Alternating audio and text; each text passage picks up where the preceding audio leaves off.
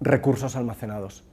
Cuando mi cerebro no es capaz de ajustar bien, de identificar bien el estado de mis recursos energéticos, lo que encontramos muchas veces es que la conducta alimentaria comienza a cambiar. Es decir, si mi cerebro percata que no hay energía, algo que puede ayudar a que haya más energía, que es comer más, o comer de manera diferente.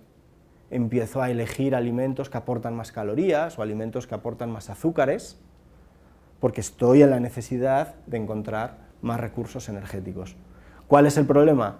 Que generalmente esas elecciones tienden a ser muy erróneas, esto tiende a provocar respuestas metabólicas basadas en la producción de hormonas que en lugar de ayudar a recuperar la normalidad, lo único que hacen es fijar el problema. El cuadro de resistencia a la insulina o el cuadro de resistencia a la leptina, entonces se empieza a fijar por la conducta alimentaria. Y de esta manera los tejidos van siendo cada vez más, o se van viendo más limitados a poder utilizar adecuadamente los precursores. Para que mi cuerpo pueda utilizar los precursores, ¿qué es lo que tenemos que ser capaces de hacer? Utilizar los almacenes, descomponer los almacenes. Si no soy capaz de activar los mecanismos para descomponer los almacenes, es difícil que mis tejidos puedan mantener su función, si no es a base de estar comiendo continuamente. Y el problema de estar comiendo continuamente es que esa insulina que voy generando va sensibilizándome a almacenar cada vez más energía en forma de grasa. Y el problema con la grasa es que a partir de un momento dado es un factor que conecta con el sistema inmunitario. Entonces ahora la grasa, que empezó siendo un almacén de energía, se convierte en un señalizador inflamatorio. Ahora mi sistema inmunitario se activa porque la grasa está empezando a producir sustancias que lo activan.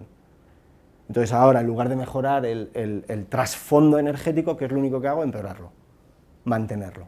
Porque a más actividad en la grasa corporal, más actividad en mi sistema inmunitario, más dificultades para poder repartir adecuadamente la energía, ¿no?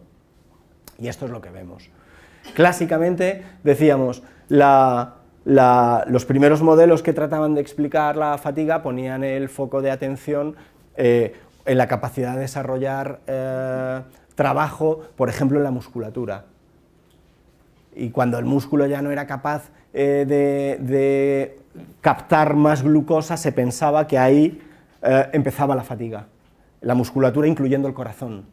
En aquellas situaciones en las que el corazón ya no era capaz de poder captar energía para bombear la sangre con más fuerza, se creía que ahí empezaba a aparecer la fatiga. Y este modelo, que evoluciona desde los años 20 prácticamente hasta hace muy poquito, lo que se ha ido es haciendo cada vez un poquito más complejo, y por supuesto que todo esto es cierto. En la medida que mi corazón no va siendo capaz de bombear más sangre para que a través de la sangre arterial los recursos lleguen a los tejidos, lógicamente los tejidos tienen que bajar su rendimiento.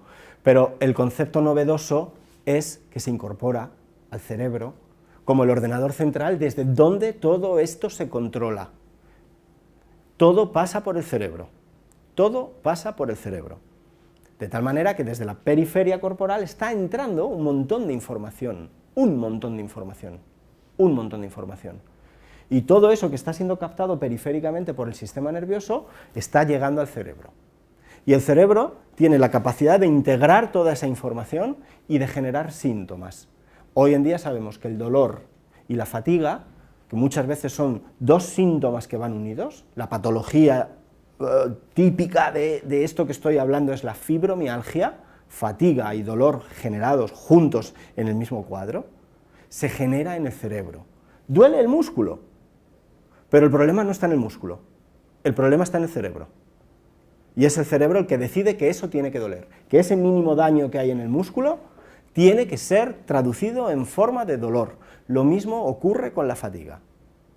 Y esto tiene que ver, y esto es quizás, bueno, esto es básicamente, son las referencias de donde viene toda esta hipótesis que os estoy contando. Esto es relativamente novedoso, es una aportación relativamente novedosa, es del año 2015, de un grupo muy interesante de reumatólogos, que proponen que los síntomas que se sobreponen en cuadros de dolor, hipersensibilidad, fatiga, sueño poco reparador, disfunciones cognitivas, no son la consecuencia directa de la enfermedad, ni siquiera suponen un proceso patológico. estos síntomas no son reactivos, sino más bien proactivos, y son generados con un propósito. Este propósito es el mismo que el de la fatiga crónica, que no es otro que el de promover conductas que protejan la supervivencia. Es decir, si tu nivel energético es malo, tu cerebro dice no te muevas.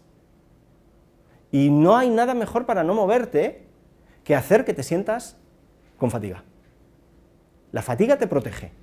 Cuando hay fatiga es porque hay a algún nivel, algún trastorno energético.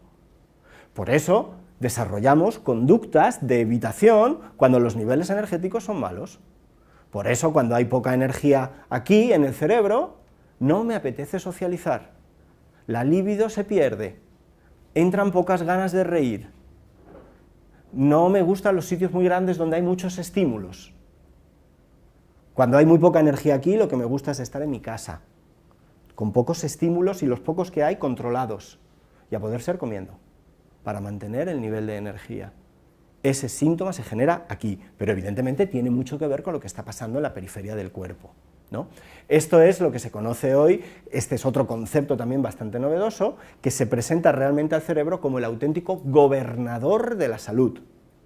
Cualquier proceso periférico es interpretado, es integrado en el cerebro y el cerebro decide si eso que está pasando en la periferia es susceptible de generar un síntoma o no. Y eso lo marca también el contexto. Lo que en un contexto puede resultar doloroso, en un contexto diferente puede no resultarlo. Si yo aquí me tuerzo el tobillo, puede ser que mi cerebro decida que esa lesión en este contexto tiene que provocar dolor. Pero si yo estoy en África, tratando de huir de un león y me tuerzo el tobillo, misma lesión, puede ser que mi cerebro decida que en ese momento eso no tiene que generar dolor. ¿Me explico? Lo mismo ocurre con la fatiga. El contexto determina si lo que está pasando en la periferia del cuerpo tiene o no que generar fatiga. Es bastante interesante. Y lo que sabemos que está detrás de la fatiga, porque esto sabemos que va por vías neurológicas diferentes, es la aparición de acidosis en los tejidos. Es cuando los tejidos se vuelven ácidos, cuando el pH de los tejidos empieza a caer, todos los tejidos se llenan de receptores que miden esa acidosis. Y cuando estos receptores, que se llaman ASIC, se disparan, eso genera un arco reflejo que llega al cerebro. Y ahora el cerebro sabe que hay órganos y tejidos que están en estado de acidosis. Eso es lo que genera la fatiga. Ahora el cerebro dice, ahora hay que inducir fatiga, porque ese tejido no puede seguir funcionando. Si sigue funcionando ese tejido se rompe. Imaginaros un corazón, o imaginaros un hígado, o un riñón, o un intestino, o el propio cerebro. En esas situaciones, la fatiga baja el nivel de revoluciones en las que funciona ese órgano. Y eso tiene que ver con acidosis.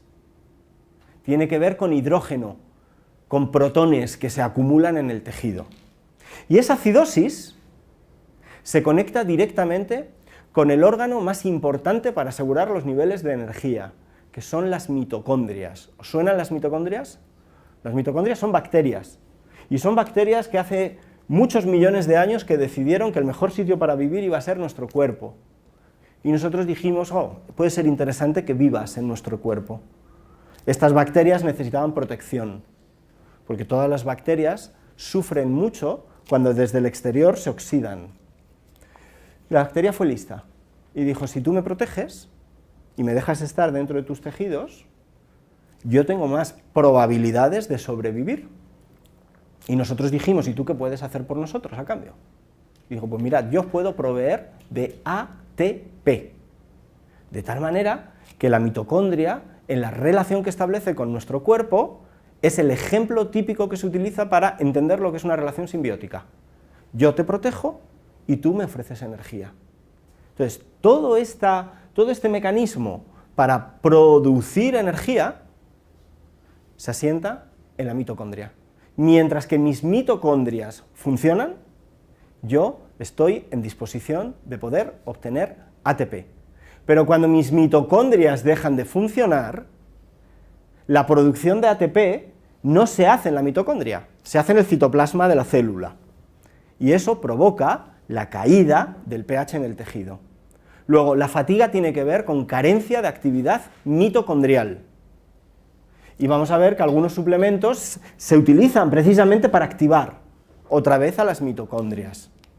Una persona con fatiga, un paciente con fatiga, le falta actividad mitocondrial, le faltan mitocondrias, porque todos los tejidos necesitan mitocondrias.